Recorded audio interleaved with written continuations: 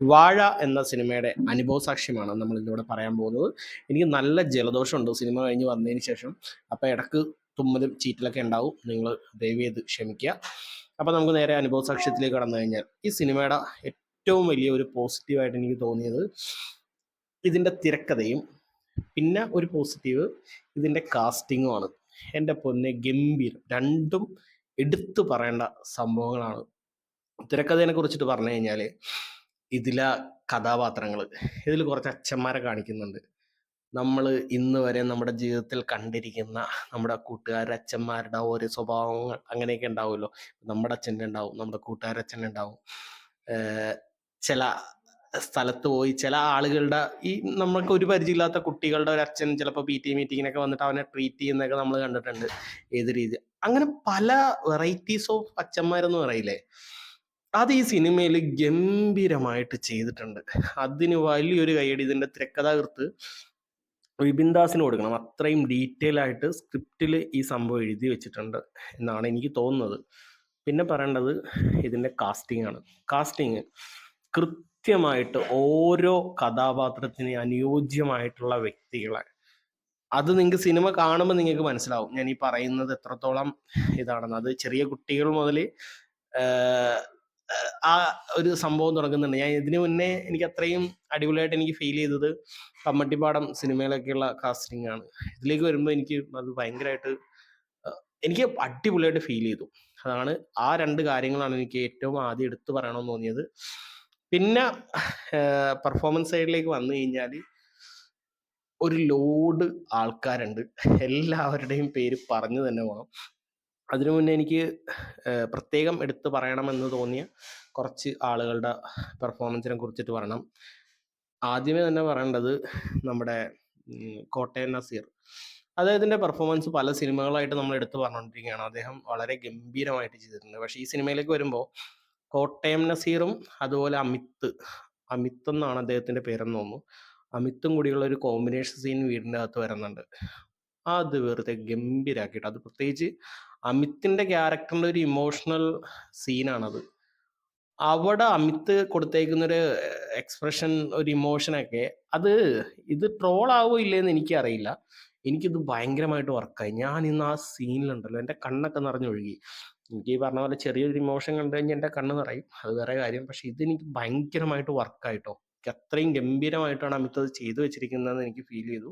പിന്നെ നമ്മൾ പിന്നെ പെർഫോമൻസ് സൈഡ് അങ്ങോട്ട് പറയാനായിട്ട് എല്ലാവരും ഒന്നിനൊന്നും മെച്ചമായിട്ടാണ് ഇതിൽ ചെയ്തു വെച്ചത്. ഹാഷിറായാലും, ഹാഷിറിൻ്റെയൊക്കെ കാണിക്കുമ്പോൾ തന്നെ തിയേറ്റർ കുലുങ്ങുന്ന രീതിയിലുള്ള കയ്യടിയും കാര്യങ്ങളാണ്. അത്രയും ഫാൻസ് ഹാഷിറിൻ്റെ വന്നിട്ടുണ്ട്. എനിക്ക് ഈ സിനിമയിൽ ആകെ ഒരു നെഗറ്റീവ് പറയാനുള്ളത്, ഒരൊറ്റ സ്ഥലത്ത് സ്ലോ മോഷൻ കൊടുത്തിട്ടില്ല. നിങ്ങൾ എന്താണ് ഇത്, നിസ്സാര ആളുകളല്ല. ഇത്തിരി ഒന്ന് നീക്കി വെച്ചോന്ന് ഫ്രെയിമിൽ വരുന്നത്, നിസ്സാര ആളുകളല്ല ഈ ഈ സിനിമയിൽ ഉള്ള ആളുകൾ. സൂപ്പർ സ്റ്റാർ എന്ന് വിളിക്കാൻ പാകത്തിനുള്ള ടൈപ്പ് ആളുകളാണ് ഈ സിനിമയിലുള്ളത്.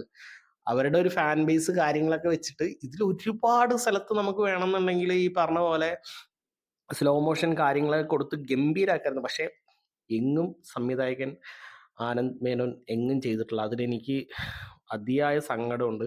കാരണം ഫസ്റ്റ് തുടക്കത്തിലുള്ള ഇൻട്രോ സീൻസിൽ, അല്ലെങ്കിൽ ഇതിന് ശേഷം അവർ ഒരു കോളേജിലേക്ക് ചെല്ലുമ്പോഴുള്ള ആ സീനിൽ, അവിടെയൊക്കെ കിടിലൻ സ്ലോ മോഷൻസ് ഒക്കെ കൊടുത്ത് കിടിലൻ മ്യൂസിക് ഒക്കെ ഇട്ട് പൊളിക്കായിരുന്നു. പക്ഷേ എന്തൊക്കെയോ ഇങ്ങനെയുള്ള കുറേ അധികം സീനുകളിലൊക്കെ ആ ഒരു ഇൻട്രോ പഞ്ചിന്റെ ഒരു പോരായ്മ എനിക്ക് നല്ല രീതിയിൽ ഫീൽ ചെയ്തു. പ്രത്യേകിച്ച് ഈ ഗസ്റ്റ് റോളിൽ വന്ന ഒരു കഥാപാത്രം, ആ ഒരു കഥാപാത്രത്തിന്റെ ഇൻട്രോ സീനിനൊക്കെ ഇത് കാണാൻ വേണ്ടി പോകുന്ന പ്രേക്ഷകരോട് പറയുന്നതല്ല, ഇതിന്റെ അണിയറപ്പുറത്തവർ കേൾക്കാൻ വേണ്ടിയിട്ട് ജസ്റ്റ് പറയുന്നതാണ്. ഇങ്ങനെ കയ്യെ പിടിക്കുന്ന ഒരു സീനൊക്കെ ഉണ്ട്. ആ ഒരു സീൻ അതൊന്നും അങ്ങനെ ഇല്ലായിരുന്നു എന്ന് എനിക്കൊരു തോന്നല്. കാരണം അതൊക്കെ കുറേയും കൂടി പഞ്ച് നമ്മളിലേക്ക് എത്തണമായിരുന്നു എന്നൊരു തോന്നല് എൻ്റെ മനസ്സിലുണ്ട് കേട്ടോ. അപ്പൊ അത് മാത്രമാണ് എനിക്കൊരു നെഗറ്റീവായിട്ട് ഫീൽ ചെയ്തത്. എഗെയിൻ നമുക്ക് വീണ്ടും പെർഫോമൻസിലേക്ക് വരാം. പെർഫോമൻസിലേക്ക് വന്നു ഞാൻ നേരത്തെ പറഞ്ഞു കുറേ അധികം അച്ഛന്മാരുടെ റോളുണ്ടെന്ന്. അതിൽ നോബിയുടെ പെർഫോമൻസ്, നോബിയുടെ മോനായിട്ട് നമ്മുടെ ജോയി മോനാണ് ചെയ്ത് ആ ക്യാരക്ടർ ചെയ്തിരിക്കുന്നത്. ജോയ് മോന്റെയൊക്കെ പെർഫോമൻസ് ഒക്കെ ഞാൻ എന്തിനാ വെറുതെ എടുത്ത് പറയണം ഇങ്ങനെ. കാരണം അത്രയും കിടിലനായിട്ടാണ് പുള്ളി ചെയ്തു വെച്ചേക്കുന്നത്. ജോയ് മോന്റെ അമ്മയായിട്ട് അഭിനയിച്ച ഒരു ചേച്ചിയുണ്ട്. അയ്യോ! അത് കുറച്ച് 1, 2 ഡയലോഗുകളൊക്കെ മാത്രേ ഉള്ളൂ. പക്ഷേ ലിറ്ററലി അവരാ ഡയലോഗ് ഡെലിവറി ചെയ്യുന്ന രീതിയൊക്കെ ഉണ്ടല്ലോ, തിയേറ്ററിലൊന്നും അത്രയും പിടിവിട്ട് ചിരിച്ചു പോയി. അങ്ങനത്തെ കുറച്ച് സീനുണ്ട്. പിന്നെ നമ്മുടെ അനുരാജിന്റെ ഫാമിലി, അനുരാജിന്റെ അച്ഛൻ, അനുരാജിന്റെ പെങ്ങള് ആയിട്ട് അഭിനയിച്ച അശ്വതി ബാബു, അവരുടെയൊക്കെ പെർഫോമൻസ് ഗംഭീരമായിരുന്നു. അശ്വതിയുടെയൊക്കെ പെർഫോമൻസ് ഇതിനു മുന്നേ ഞാൻ കണ്ടിട്ടുള്ളത് B44 മുതൽ 33 വരെ, അങ്ങനെയല്ല സിനിമയുടെ പേര്. ഓക്കെ. ആ സിനിമയിലാണ് കണ്ടേക്കുന്നത്. ഗംഭീര ആർട്ടിസ്റ്റാണ് ട്ടോ അവര്. അവരെ പിന്നെ ഒരു സിനിമ ഞാൻ ഇതാണ് കാണുന്നത്. ഇത്ര നാളിനി ഇടയ്ക്ക് വല്ല സിനിമ ഉണ്ടായിരുന്നോ എന്ന് എനിക്കറിയില്ല. ഞാൻ ഒന്നിലും കണ്ടതായിട്ട് ഓർക്കുന്നില്ല. എനിവേ അവരൊക്കെ ഈ പറഞ്ഞ പോലെ നമ്മുടെ ഈ സ്വർണത്തിന്റെ പെട്ടിയില് നാണയത്തൊട്ടിട്ട് സൂക്ഷിക്കുക എന്ന് പറയുന്ന പോലത്തൊരു കാര്യമാണ് ഇങ്ങനെയുള്ള ചില ആർട്ടിസ്റ്റിനെ വെച്ച് മലയാള സിനിമ ചെയ്തുകൊണ്ടിരിക്കണേ.